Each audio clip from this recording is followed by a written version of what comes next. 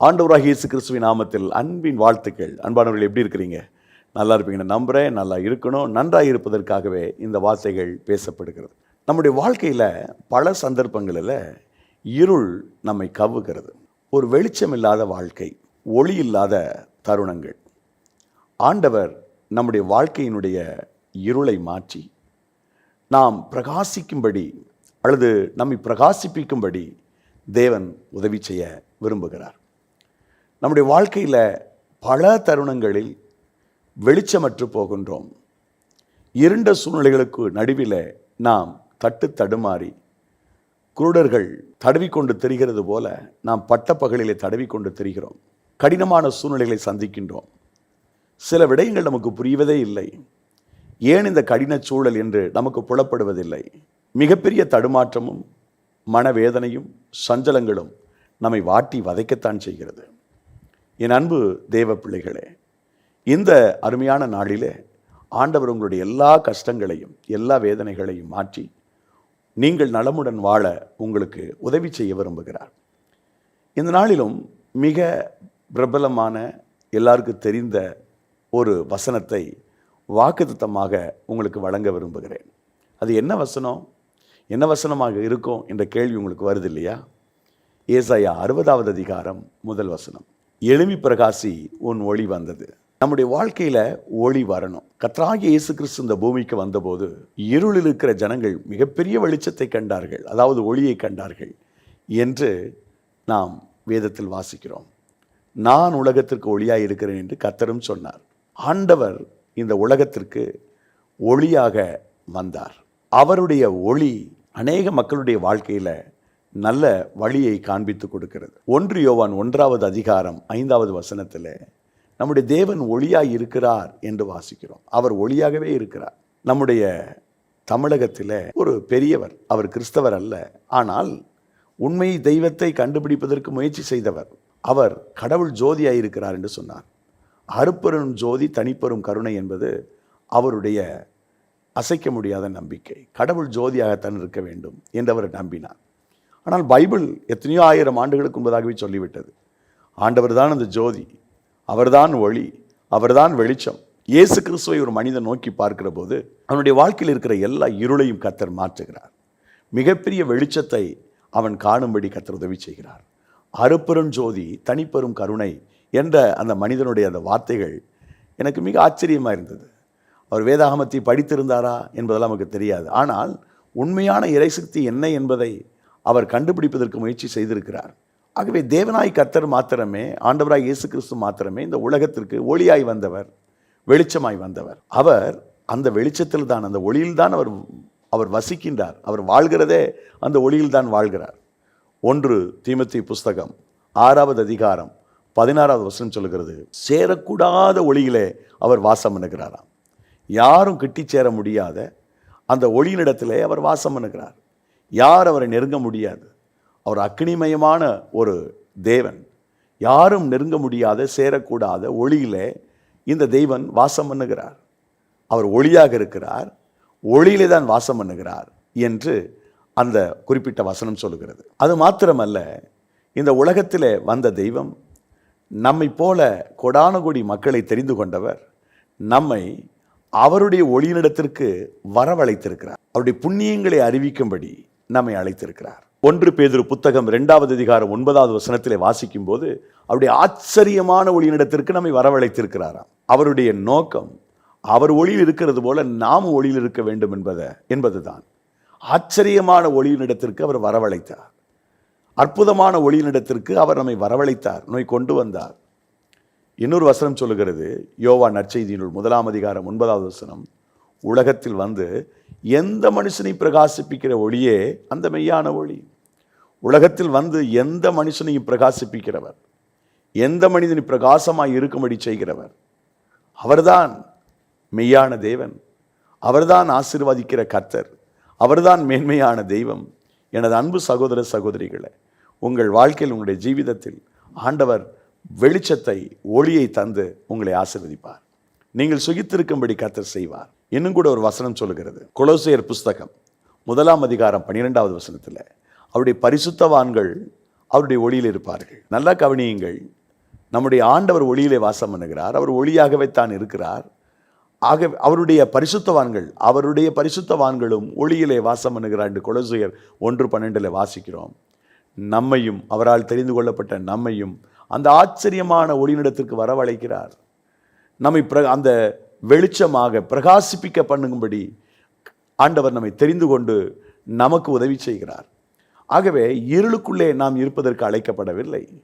வெளிச்சத்தின் பிள்ளைகளாக, ஒளியின் மக்களாக வாழும்படி கர்த்தர் நம்மை அழைத்திருக்கிறார். நாம் வெளிச்சம் கொடுக்க தேவனால் அழைக்கப்பட்டிருக்கிறோம். நீங்கள் பூமிக்கு விளக்காக இருக்கிறீர்கள், வெளிச்சமாக இருக்கிறீர்கள் என்று ஒரு இடத்துல, பட்டணத்தில் இருக்கிற அந்த மலையில் இருக்கிற அந்த பட்டணம் மறைந்திருக்க மாட்டாது என்று சொல்லுகிறார். அதாவது ஒரு மலையில் இருக்கிற பட்டணத்தை போல, விளக்கு தண்டில் வைக்கப்பட்ட ஒரு விளக்கை போல நாம் எப்பொழுதும் நம்மிலே பிரகாசித்து கொண்டே இருப்போம். மற்றவர்களுக்கு வழிகாட்டக்கூடிய ஒரு நிலையில கர்த்தர் நம்மை ஆசீர்வதித்து உயர்த்துவார். சரி, இந்த ஒளி எப்படி வரும்? அங்கே நான் வாசிக்கிறோம், எழும்பி பிரகாசி அப்படின்னு துவங்குது வசனம். உன் ஒளி வந்தது என்று வாசிக்கிறோம். அந்த ஒளி எப்படி வரும்? எழும்பி பிரகாசி, எழும்புகிற போது. அந்த ஒளி வருவதற்கு நாம் குறிப்பிட்ட சில காரியங்களிலே நாம் எழும்ப வேண்டியிருக்கிறது. ஒரு 5 காரியங்களை நான் உங்களோடு கூட பகிர்ந்து கொள்ள விரும்புகிறேன். நம்பர் 1, விசுவாசமற்ற சூழ்நிலையிலிருந்து நீங்கள் எழும்பணும். எதிலிருந்து எழும்பணும்? விசுவாசமற்ற சூழ்நிலை. நீங்கள் அவரை விசுவாசிக்கிற போதெல்லாம் இந்த ஒளி உங்களிடத்தில் வரும்.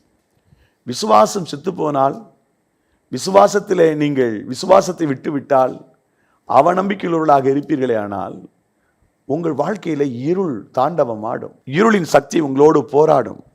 வெளிச்சத்தை நீங்கள் பார்க்க முடியாது. வெளிச்சத்தை நீங்கள் பார்க்க காண முடியாது. உங்களுடைய வாழ்க்கை முழுவதும், உங்களுடைய வாழ்க்கை சுற்றிலும் ஒரு பெரிய பிரசன்னம், பெரிய பிரகாசம் இருக்க வேண்டும் என்று சொன்னால், என் அன்பு சகோதர சகோதரிகளே, நீங்கள் தேவனாய் கர்த்தர் மேல் ஆழமான விசுவாசத்தை உடையவர்களாக இருங்கள். நிறைய பேருடைய வாழ்க்கையில் விசுவாசம் வீழ்ந்து போய் கிடக்கிறது. விசுவாசத்தில் நீங்கள் எழும்பி நில்லுங்கள். விசுவாச வாழ்க்கையில் நீங்கள் முன்னேறுங்கள். யோவான் நற்செய்தி நூல் 12ஆம் அதிகாரம் 46வது வசனம். என்னிடத்தில் விசுவாசமாயிருக்கிறவன் அவனும் இருளில் இராதபடி நான் உலகத்தில் ஒளியாக வந்தேன். அவர் ஒளியாக வந்தார். எதற்காக என்று சொன்னால், நாம் இருளில் இருக்காம நாமும் அவரை போல ஒளியில் இருக்கும்படியாக, நாமும் வெளிச்சத்தில் இருக்கும்படியாக, நாம் இருளுக்குள் இருக்கக்கூடாது என்பதற்காக, நாம் அவரை போல வெளிச்சம் கொடுக்க, அவரை போல வெளிச்சத்தின் மக்களாய் வாழ, அவரை போல ஒளியுடன் எழும்ப ஆண்டவர் இந்த பூமிக்கு வந்தார். அவரை விசுவாசியாத அத்தனை பேரும் இருளுக்குள்ளே இருக்கிறார்கள். அவரை விசுவாசிக்கிற மக்களோ வெளிச்சத்தின் பிள்ளைகளாக இருக்கிறார்கள், ஒளியின் மக்களாக இருக்கிறார்கள். தேவனை நம்புகிற அந்த நம்பிக்கையில் நாம் வளர்வோம். தேவன் மேல் நாம் வைக்கிற விசுவாசம் என்பது நம்முடைய இருளை ஓட ஓட விரட்டும், ஒளியை நம்முடைய வாழ்க்கையில கொண்டு வரும். நாம் ஒளியின் பிள்ளைகள் அல்லவா? அதனால விசுவாசத்தை சத்துரு அபகரித்து விடாதபடிக்கு நாம் மிகுந்த ஜாக்கிரதையோடு முன்னேற வேண்டும். என்னுடைய விசுவாச வாழ்க்கை பழுதுபட்டு விடக்கூடாது. என் விசுவாசத்தை பிசாசு அபகரித்து விடக்கூடாது. நான் ஜாக்கிரதையோடு முன்னேற வேண்டும் என்ற உணர்வோடு நாம் பயணிப்போம். கர்த்தர் நிச்சயம் நம்மை ஆசீர்வதிப்பார். பிரியமானவர்களே, விசுவாசம் என்பது தேவன் தருகிற மிகப்பெரிய கொடை. இந்த உலகத்தில் எத்தனையோ பேர் விசுவாசத்தை விட்டு விட்டார்கள், விசுவாசத்தை தவற விட்டு விட்டார்கள், அல்லது அற்ப விசுவாசம் உள்ளவர்களாக இருக்கிறார்கள். இந்த லோக ஆசீர்வாதங்களுக்காக தேவன் மேல் நம்பிக்கை உள்ளவர்களாக இருக்கிறார்கள். அப்படிப்பட்டவர்களாய் அல்ல, தேவன் எதிர்பார்க்கிற விசுவாசத்தின் அளவின்படி நாம் விசுவாசத்தை வெளிப்படுத்த கர்த்தர் உதவி செய்யட்டும். நீங்கள் எந்த அளவிற்கு விசுவாசத்திலே வளர்வதற்கு உங்களை ஒப்புக் கொடுக்கிறீர்களோ அந்த அளவிற்கு இந்த தேவனாகி கர்த்தர் உங்களுடைய வாழ்க்கையில மிகப்பெரிய வெளிச்சத்தை தந்து உங்களை ஆசீர்வதித்து உயர்த்துவார், கனப்படுத்துவார். இரண்டாவது, நாம் ஒளியை கொடுக்க வேண்டுமானால், ஒளியின் பிள்ளைகளாய் இருக்க வேண்டுமானால் என்ன செய்வது? கர்த்தருக்கு நாம் பயந்து வாழ வேண்டும். கர்த்தருக்கு பயந்து வாழ்கிற போது, ஆண்டவருக்கு அஞ்சி வாழ்கிற போது, கர்த்தருக்கு பயப்படுகிற பயத்திலே நாம் வளர்கிற போது இந்த ஒளியை கர்த்தர் நமக்கு தருகிறார். தானியேல் புஸ்தகம் 12வது அதிகாரம் 3வது வசனத்தை உங்களுக்காக நான் வாசிக்கின்றேன். ஞானவான்கள் ஆகாய மண்டலத்தின் ஒளியைப் போலவும், அநேகரை நீதிக்குட்படுத்துகிறவர்கள் நட்சத்திரங்களைப் போலவும் என்றென்றைக்கும் உள்ள சதா காலங்களிலும் பிரகாசிப்பார்கள். ஞானவான்கள் ஆகாய மண்டலத்தின் ஒளியைப் போல இருப்பாங்களாம். யார் ஞானவான்கள் என்று கேட்டால், யோபு 28:28, சங்கீதம் 111:10, நீதிமொழிகள் 1:7, 9:10 போன்ற வசனங்களிலே கர்த்தருக்கு பயப்படுதல் தான் ஞானம் அப்படின்னு எழுதியிருக்கு. இப்போ ஞானவான்கள் என்று சொன்னால் கர்த்தருக்கு பயந்து தீமை விட்டு விலகுகிறவர்கள், தேவனுக்கு பயந்து வாழ்கிறவர்கள். பாருங்கள், யோபுவினுடைய லைஃப்பில் அவன் யோபு உத்தமனும் சன்மார்க்கனும் தேவனுக்கு பயந்து பொல்லாப்பை விட்டு விலகுகிற மனுஷனமாய் இருந்தான் என்று வாசிக்கிறோம். அவன் தன்னுடைய மேன்மை பற்றி ஒரு இடத்துல சொல்லும்போது, என் தலையில் தீபம் பிரகாசித்தது என்று சொல்லுகிறான். என் வாழ்க்கையில் மிகப்பெரிய வெளிச்சம் இருந்தது, ஒளி இருந்தது, இருளுக்கு என் வாழ்க்கையில் இடமில்லை. நான் எப்பொழுதும் வெளிச்சம் கொடுக்கிறவனாக இருந்தேன், எப்பொழுதும் ஒளி என்னை சுற்றிலும் இருந்தது என்று தன்னுடைய மேன்மை பற்றி சொல்லுகிற இடத்துல யோபு சொல்லுகிறான். தேவனுக்கு பயப்படுகிற பயம் ஒரு பெரிய பிரசன்னத்தை கொடுக்கும், ஒரு பெரிய வெளிச்சத்தை கொடுக்கும், ஒரு பெரிய பிரகாசத்தை கொடுக்கும். என் அன்பு சகோதர சகோதரிகளே, இந்த நாளில் அருணாதரி இயேசு கிறிஸ்து உங்களுக்கு ஒரு பெரிய வெளிச்சத்தை கத்த தந்து உங்களை ஆசீர்வதிக்க விரும்புகிறார், உங்களை கனப்படுத்த விரும்புகிறார். இந்த தெய்வத்தினுடைய பிரசன்னம், அவருடைய வழிநடத்துதல், அவருடைய வெளிச்சம் நமக்கு வேணும்னா கர்த்தருக்கு பயந்து வாழுங்கள், ஆண்டவருக்கு அஞ்சி வாழுங்கள். அவருக்கு பயப்படுகிறவர்களை சுற்றிலும் தேவன் தம்முடைய தூதர்களை அனுப்புகிறாராம். எப்போதும் பிரகாசம் இங்கே இருக்கும். கர்த்தருக்கு பயப்படுறவர்களை சுற்றிலும் ஒரு பிரகாசம் இருக்கும், ஒரு வெளிச்சம் இருக்கும். பிரகாசமுள்ள கர்த்தருடைய தூதர்கள் அவருக்கு பயந்தவர்களைத்தான் விடுவிக்க இறங்கி வருகிறார்கள். 34:7 சங்கீதத்தில் இதை வாசிக்கின்றோம். ஆகவே நம்முடைய வாழ்க்கையில் ஒரு பெரிய பிரகாசத்தை, ஒரு பெரிய வெளிச்சத்தை, ஒரு பெரிய ஒளியை நம்ம பார்க்கணுன்னா தேவனுக்கு பயந்து வாழணும், கர்த்தருக்கு அஞ்சி வாழணும். ஞானம் உள்ளவர்களாக நாம் இந்த பூமியில் இருக்கும் பொழுது ஒளியை நாம் பெற்றுக்கொள்கிறோம்.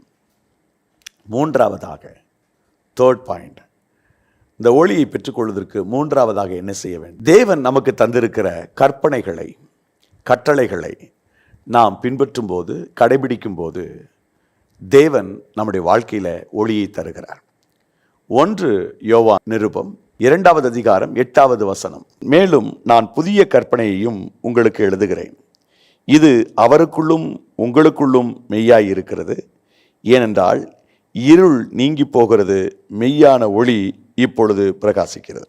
மெய்யான ஒளி நம்முடைய வாழ்க்கையில் பிரகாசிக்கிறது எப்போ அப்படின்னு சொன்னால், தேவனுடைய கற்பனைகளை நாம் கடைபிடிக்கும் போது.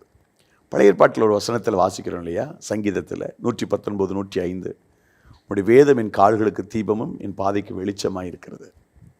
கர்த்தருடைய வேதம், கர்த்தருடைய கற்பனைகள் இருக்கு பாருங்க, அதை நாம் கவனித்து நடக்கும்போது, அவருடைய கற்பனையின் பாதைகளிலே பயணப்படுகிற போது, அன்பானவர்களே, ஒரு பெரிய வெளிச்சத்தை கர்த்தர் நமக்கு உதவியாக தருகிறார். தேவனுடைய வார்த்தைக்கு நடுங்குகிற ஒரு மனுஷன் மேலே தேவன் தம்முடைய ஒளியை வைக்கிறார், தம்முடைய பிரசன்னத்தை வைக்கிறார், தன்னுடைய பிரகாசத்தை வைக்கிறார். அவர்கள் ஆசீர்வதிக்கப்படும்படி உதவி செய்கிறார். பழைய ஏற்பாட்டு காலத்தில் பாருங்களேன், கர்த்தருடைய வார்த்தையை பெற்றுக்கொண்டு வந்த மோசே மலையிலிருந்து இறங்கும் பொழுதே அவன் முகத்தை யாரும் பார்க்க முடியல, அவ்வளவு பிரைட்டாக இருந்தான், அவ்வளவு பிரைட்டாக இருந்தான். கர்த்தருடைய வார்த்தைகள் ஜனங்களுக்கு சொல்லப்பட்ட பிறகு ஒரு வெளிச்சம் அவர்களை நடத்தியது, மேக ஸ்தம்பம், அக்னி ஸ்தம்பம் அவர்களை நடத்தியது. கர்த்தருடைய வார்த்தைக்கு ஜனங்கள் பயப்பட கர்த்தருடைய வசனத்தை அவங்க மதிக்க ஆண்டவர் அவங்களுடைய மகிமை மேன்மையும் அவர் பெருக பண்ணினார். நம்முடைய வாழ்க்கையில் அப்படித்தான். நீங்கள் கர்த்தருடைய கற்பனைகளுக்கு நடுங்குகிறீங்களா? கர்த்தருடைய கற்பனையின்படி வாழ உங்களை ஒப்புக் கொடுக்குறீங்களா? அப்படி செய்யும் பட்சத்தில் அன்பானவர்களே, உங்கள் வாழ்க்கை முழுவதிலும் ஒரு பெரிய மாற்றத்தை கர்த்தர் செய்வார். நீங்கள் ஆசீர்வதிக்கப்படுவீர்கள், உயர்த்தப்படுவீர்கள். கர்த்தர் உங்களை கனப்படுத்தி உங்களை ஆசீர்வதிப்பார். கற்பனை என்பது, தேவனுடைய கட்டளை என்பது, தேவனுடைய வார்த்தை என்பது இருளிலே பிரகாசிக்கும் என்று ஒரு இடத்துல பேதுரு எழுதுகிறான். 2 பேதுரு புஸ்தகம் 1ஆம் அதிகாரம் 19வது வசனம், அதிக உறுதியான தீர்க்கதரிசன வசனமும் நமக்கு உண்டு. பொழுது விடிந்து விடிவெள்ளி உங்கள் இருதயங்களில் உதிக்கும் அளவும் இருளுள்ள ஸ்தலத்தில் பிரகாசிக்கிற விளக்கை போன்ற அவ்வசனத்தை கவனித்திருப்பது நலமாயிருக்கும். பிரகாசிக்கின்ற வசனம், பிரைட்டாக்குகிற வசனம், வெளிச்சத்தை கொடுக்கிற அந்த வசனம். என் அன்பு தேவ பிள்ளைகளே, நம்முடைய வாழ்க்கையை அவைகள் மிக அற்புதமாக அலங்கரிக்கிறது, நம்முடைய வாழ்க்கையை சீராக்குகிறது, நம்முடைய வாழ்க்கையை நேராக்குகிறது. நாம் ஆசீர்வதிக்கப்படுகிறோம், உயர்த்தப்படுகிறோம். இந்த நாளில் கர்த்தருடைய வார்த்தையை நீங்கள் பிடித்து கொள்ளுங்கள். உறுதியாக அந்த வசனங்களை பிடித்து கொண்டு நீங்கள் முன்னேறி செல்லுகிற போது உங்கள் வாழ்க்கை முழுவதிலும் ஒரு வெளிச்சம் இருக்கும். நீதிமொழிகள் புத்தகத்தில் 6வது அதிகாரம் 23 வசனம் சொல்லுகிறது, கட்டளையே விளக்கு, வேதமே வெளிச்சம் என்று. வேதம்தான் வெளிச்சம், அதுதான் ஒளி. கர்த்தருடைய வார்த்தையை உட்கொள்கிற அல்லது தியானிக்கிற, அந்த வார்த்தையை நடைமுறைப்படுத்துகிற, செயல்படுத்துகிற ஒவ்வொரு தேவனுடைய பிள்ளைகளுடைய லைஃப்லையும் மிகப்பெரிய அற்புதமான உயர்வை, ஆசீர்வாதத்தை காண முடியும். அருள்நாதர் இயேசு கிறிஸ்து உங்கள் வாழ்க்கையில், உங்களுடைய ஜீவிதத்தில் கர்த்தருடைய வசனத்துக்கு ஒரு முக்கியத்துவம் கொடுப்பதற்கு ஒரு ஜாக்கிரதை உணர்வை கர்த்தர் தரட்டும் என்று நான் ஜெபிக்கின்றேன். கர்த்தருடைய வார்த்தையை பின்பற்றுங்கள். அந்த வார்த்தை உங்களுக்குள்ளே ஒளியை கொடுக்கும். நீங்கள் வெளிச்சம் கொடுப்பீர்கள், பிரகாசிப்பீங்க. இருள் உங்களுடைய வாழ்வின் விலைகளை விட்டு விலகி போகும். இருள் அடைஞ்ச நீங்கள் விடியற் காலத்து வெளுப்ப போல இருப்பீங்கன்னு யோபுக்குடைய சிநேகிதன் சொன்னான் பாருங்க. அது மாதிரி இருள் அடைஞ்சு போன உங்களுடைய வாழ்க்கையில் விடியற்கால வெளுப்ப போல ஒரு வெளிச்சம் வரும், ஒரு ஒளி வரும். அது உங்களை நடத்தும். 4வதாக நம்முடைய வாழ்க்கையில் ஒளி இருக்கணும்னா அன்பு கூறுங்க. இந்த உலகத்தில் எல்லாரிடத்திலும் நீங்கள் அன்பாக நடந்து கொள்ளுங்க. அன்பில்லாதவன் தேவனை அறியானுன்னு சொல்லி வசனம் இருக்குது. அந்த தேவன் ஒளியாக இருக்கிறார். நீங்கள் அன்பாக இருந்தால் அந்த ஒளியாக இருக்கிற தேவனை நீங்கள் அறிஞ்சிருப்பீங்க. ஒரு மனிதன் தேவன் தந்த ஒளியில் நிலைச்சிருப்பது எப்படின்னு சொன்னால், நாம் மற்றவர்களை நேசிப்பதின் மூலமாக, மற்றவரிடத்தில் அன்பு வைக்கிறதின் மூலமாக, அன்பு காட்டுகிறதின் மூலமாக. தேவனுடைய பிள்ளைகளை, ஆண்டவராகிய கர்த்தர் உங்களுடைய வாழ்க்கையில், உங்களுடைய ஜீவிதத்தில் நீங்கள் மற்ற சகோதரரிடத்தில் அன்பு வைக்கிறீர்களா என்று அவர் பார்க்கின்றார். அன்பு கூறுகிறவர்கள் எப்பொழுது வெளிச்சத்தின் மக்களாக இருக்கிறார்கள். நீங்கள் அன்பு கூற தவறினால் கோபத்தை, கசப்பை, பொறாமையை வெளிப்படுத்தக்கூடியவர்களாக இருந்தால் உங்களிடத்தில் வெளிச்சம் இருக்காது, உங்களிடத்தில் ஒளி இருக்காது. நீங்கள் இருளுக்குள் இருக்கிறீர்கள் என்பதுதான் பொருள். 1 யோவான் புஸ்தகம் 2வது அதிகாரம் 10வது வசனம் இப்படி சொல்கிறது, தன் சகோதரனிடத்தில் அன்பு கூறுகிறவன் ஒளியிலே நிலை கொண்டிருக்கிறான், அவனிடத்தில் இடரல் ஒன்றுமில்லை. தன் சகோதரனிடத்திலே அன்பு கூறுகிறவன் ஒளியினிடத்திலே நிலை கொண்டிருக்கிறான், அவனிடத்தில் இடரல் இல்லை. ஒளியினிடத்தில் யார் நிலை கொண்டிருக்க முடியும்? சகோதரனிடத்தில் அன்பு காட்டுகிறவன், சகோதரனை நேசிக்கிறவன். தேவனுடைய மக்களாக இருக்கிற நாம் காண்கிற சகோதரிடத்தில் நம்முடைய அன்பை வெளிப்படுத்துவோம். தேவனிடத்தில் நாம் அன்பு கூறுவதற்கு சமம் நம்முடைய சகோதரரிடத்தில் நாம் காண்பிக்கிற அன்பு. எந்த கசப்பும் இல்லாமல், எந்த வருத்தம் இல்லாமல், எந்த மனதில் சஞ்சலமும் இல்லாமல், எரிச்சல் இல்லாமல், எல்லாரிடத்திலும் நீங்கள் அன்பு கூறக்கூடியவர்களாக இருந்தால் உங்கள் மேலே ஒரு வெளிச்சம் வந்துடும். நீங்கள் இருளின் மக்களாக இருக்க மாட்டீர்கள், வெளிச்சத்தின் பிள்ளைகளாக இருப்பீர்கள். இன்றைக்கு நம்ம தீர்மானிக்கணும், ஆண்டவரே, நான் என்னுடைய சகோதரிகளை நேசிக்கிறேன், அவரிடத்தில் அன்பு கூறுகிறேன், பகைமை பாராட்டாமல், எரிச்சல் அடையாமல், வருத்தம் கொள்ளாமல், அவங்க மேலே நான் வேதனைப்படாமல் உங்கள் நாமத்தினால் அவர்களை நேசிக்க நான் ஒப்புக் கொடுக்கிறேன், என்னை தாழ்த்துகிறேன். நீர் எனக்கு உதவி செய்யும் ஆண்டவரே, உம்முடைய வழிகாட்டுதல் எனக்கு உண்டாகட்டும். நீர் எனக்கு பாதை காட்டும். உம்முடைய நாமத்தினாலே நான் எழும்பி மற்றவர்களை நேசித்து, மற்றவரிடத்தில் அன்பு பாராட்டி என்னுடைய வாழ்க்கை பயணத்தை தொடர உதவி செய்யும். நான் இருளில் இருக்க விரும்பவில்லை, நான் ஒளியில் இருக்க விரும்புகிறேன். எனக்கான ஒளி வரட்டும். நான் மற்ற சகோதரர்களை நேசிக்க என் மனதார என்னை அர்ப்பணித்து ஜெபிக்கிறேன் என்று சொல்லுங்கள். அப்படி அர்ப்பணிக்கிற ஒவ்வொருத்தருடைய வாழ்க்கையிலையும் ஒரு பெரிய வெளிச்சம் வரும், ஒரு பெரிய ஒளி உங்கள் மேலே வந்து நிற்கும். உங்கள் வாழ்க்கையில் இருளுக்கு இடம் இருக்காது. நீங்கள் நிச்சயம் வெற்றி பெறுவீர்கள், ஆசீர்வதிக்கப்படுவீர்கள். கடைசியாக இந்த ஒளி நம்முடைய வாழ்க்கையில் வருவதற்கு நாம் என்ன செய்ய வேண்டும்? தேவாதி தேவனை பின்பற்றுவது. நாம் ஆண்டவருடைய அடிச்சுவடுகளை பின்பற்றி நடந்தால், ஏனென்றால் அவர் ஒளியில் இருக்கிறார், அவரை பின்தொடர்ந்து போனால் ஒளியிலே போக முடியும். சில நேரங்களில், இரவு நேரங்களில் டார்ச் லைட்டு பிடிப்பாங்கல்ல, அவங்க முன்னாடி பாதைகளை சரியாய் பார்த்து கொண்டே முன்னே செல்வார்கள். நாம் அவர்களை சரியாக பின்பற்றி நடந்துட்டோன்னு சொன்னால் எங்கேயும் இடரல் இருக்காது. சிறு வயதில் என்னுடைய வாழ்க்கையில் நடந்த நிகழ்வு ஒன்று. இரவு நேரத்தில் எனக்கு முன்னே சென்ற சகோதரர் அரிக்கன் லைட்டை வைத்திருந்தார். அவர் சொல்லிக்கொண்டே போவார், இந்த இடத்துல பள்ளம் இருக்கிறது பார்த்து வா, இந்த இடத்துல கொஞ்சம் மேடு இருக்கிறது பார்த்து வா, திடீரென்று ஒரு பாம்பு அந்த பாதையில், அவ்வளவுதான், பாம்பு என்று சொல்லி நின்று விட்டார். எனக்கு வெளிச்சம் இல்லை, ஆனால் எனக்கு முன்னே ஒருவர் போய் கொண்டிருக்கிறார். அவரிடத்தில் வெளிச்சம் இருக்கிறது. அவர் எனக்கு பாதைகளை சொல்லிக் கொடுத்து கொண்டே வருகிறார். ஒருவேளை நான் இருளான பாதையிலே நடந்து கொண்டு வந்தாலும், இருளான பாதையிலே சென்று கொண்டிருந்தாலும், எனக்கு முன்னே இருக்கிறவர் ஒளியில் இருக்கிறார். அவர் கையில் விளக்கு இருக்கிறது, அவர் கையில் வெளிச்சம் இருக்கிறது. ஆகவே மேடு பள்ளம் இவைகளை கடந்து நான் முன்னேறுவதற்கு அவரை பின்பற்றுவது அவசியப்பட்டது. ஒருவேளை அவர் இல்லாவிட்டால் அந்த இரவு நேரத்தில் அந்த பாம்பை நான் மிதித்திருக்கக்கூடும். அந்த பாம்பு, அந்த விஷ ஜந்து என்னை தீண்டிருக்கக்கூடும். இந்த நிகழ்வு எனக்கு இன்னும் ஞாபகத்தில் இருக்கிறது. அந்த இரவு நேரத்தில் அந்த மனிதர், அந்த சகோதரர் அந்த வெளிச்சத்தோடு எனக்கு வழிகாட்டவில்லை என்று சொன்னால், நான் போக வேண்டிய அந்த பாதையில் தீங்கு என்னை வேதனைப்படுத்தி இருக்கும். ஏனென்றால் இருள் என்கிற நிலையில் எப்பொழுது வேண்டுமானாலும் தீங்கு வரலாம், தீங்கு நேரிடலாம். அதை போலத்தான் நாம் ஆராதிக்கிற ஆண்டவராகிய இயேசு கிறிஸ்து ஒளியின் தேவன், ஒளியின் கடவுள். அவரை நாம் பின்பற்றி போகும்போது நாம் இருளிலே ஒரு நாள் இருக்க மாட்டோம், வெளிச்சத்தை அனுபவிப்போம். இது குறித்த வசனம் யோவான் நற்செய்தி நூலில் இருக்கிறது. யோவான் நற்செய்தி நூல் 8வது அதிகாரம் 12வது வசனம். மறுபடியும் இயேசு ஜனங்களை நோக்கி, நான் உலகத்திற்கு ஒளியாயிருக்கிறேன்.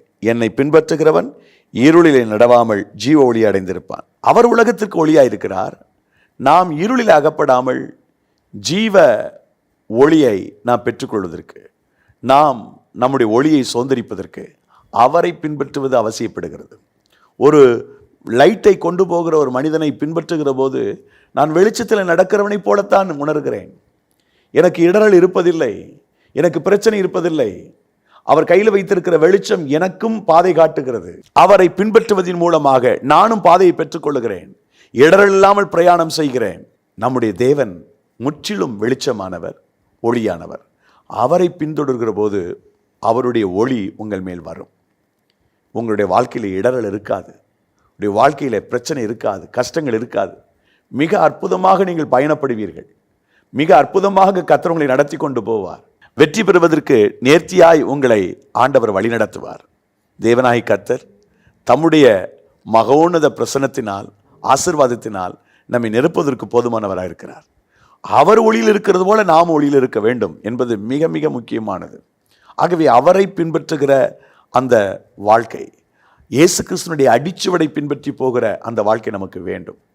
குறிப்பாக ஒன்று சொல்லணும்னா, சிலுவையில் தொங்கிக் கொண்டிருக்கும் போது தன்னை நிந்தித்த, உபத்திரப்படுத்திய, தூஷித்த மற்றவர்களுக்காக இயேசு பிதாவினிடத்தில் பரிந்து பேசினார். ஸ்தேவான், பின்னாட்களிலே ஸ்தேவான் கிறிஸ்து இயேசுவுக்காக ஊழியம் செய்த போது அவரை பின்தொடர்ந்து இயேசு மரிக்கும்போது எப்படி தன்னை உபத்திரப்படுத்தியவர்களுக்காக ஜெபம் பண்ணினாரோ போலவே ஸ்தேவானும் முழங்கால் படியிட்டு மரிப்பதற்கு முன்பதாக இந்த குற்றங்கள் இவர்கள் மேல் சுமத்தாதிரும் என்று வேண்டிக் கொண்டான். மன்னிக்கிறதுல இயேசுவினுடைய அடிச்சுவடை பின்பற்றினான். அவனுடைய முகம் பிரகாசித்தது, அவனுடைய முகம் பிரகாசித்தது. வெளிச்சத்தின் மனுஷனாக அவன் இருந்தான். ஆண்டவருடைய அடிச்சுவடை பின்பற்றுகிற போது நம்முடைய வாழ்க்கையில ஒளி நம்மில் வரும், நாம் ஆசீர்வதிக்கப்படுவோம். அன்பானவர்களே, இந்த உலகம் இருள் நிறைந்தது. இருளுக்குள்ளே நாம் வெளிச்சத்தை பெற வேண்டும், ஒளியை பெற வேண்டும். இருளில் இருக்கிற ஜனங்கள் மிகப்பெரிய வெளிச்சத்தை கண்டார்கள் என்று ஏசாயா தீர்க்கன் உரைக்கிறது போல, இயேசு இருளுக்குள்ளே முடங்கி கிடந்த நமக்கு வெளிச்சத்தை கொடுக்கும்படி மனிதனாக அவதரித்தார். நான் உலகத்திற்கு ஒளியாக இருக்கிறேன் என்று சொன்னார். அவரை போல நாமும் ஒளியை பெற்றவர்களாக, உன் ஒளி வந்தது என்ற வசனத்தின்படி நாம் ஒளியை பெற்றவர்களாக வாழ என்ன செய்வது? அவரை விசுவாசிக்கும் போதும், அவரை பின்பற்றும் போதும், அவருடைய கற்பனைகளை கைக்கொள்ளும் போதும் அவருடைய ஒளி நமக்குள் வருகிறது. நாம் வெளிச்சம் கொடுத்து இந்த பூமியிலே இடரில்லாமல் வாழ முடியும். நிச்சயம் நம்முடைய வாழ்க்கை பிரகாசமான வாழ்க்கையாக இருக்கும். நேசிக்கிற எங்கள் நல்ல தந்தையே, இந்த இனிய தருணத்திற்காக நன்றி. உடைய பொற்பாதத்தில் ஆண்டவரே, இந்த வார்த்தைகளை பார்த்து கொண்டிருக்கிற, கேட்டுக்கொண்டிருக்கிற, ஜெபித்து கொண்டிருக்கிற நம்முடைய பிள்ளைகளை உடைய கரத்தில் ஒப்புக் கொடுக்கின்றேன். உடைய பிள்ளைகள் இருளுக்குள் இருக்கக்கூடாதப்பா, ஒரு பெரிய வெளிச்சத்தை உடைய பிள்ளைகள் காணணும். கர்த்தர் வெளிச்சத்தின் மக்களாக உடைய பிள்ளைகளை மாற்றி ஆசீர்வதிங்க. உடைய திருக்கரத்தில் ஒப்புக் கொடுக்கிறோம். இயேசு கிறிஸ்து இன்ப நாமத்தில் ஜெபிக்கிறோம், ஜீவனுள்ள நல்ல பிதாவே, ஆமென்.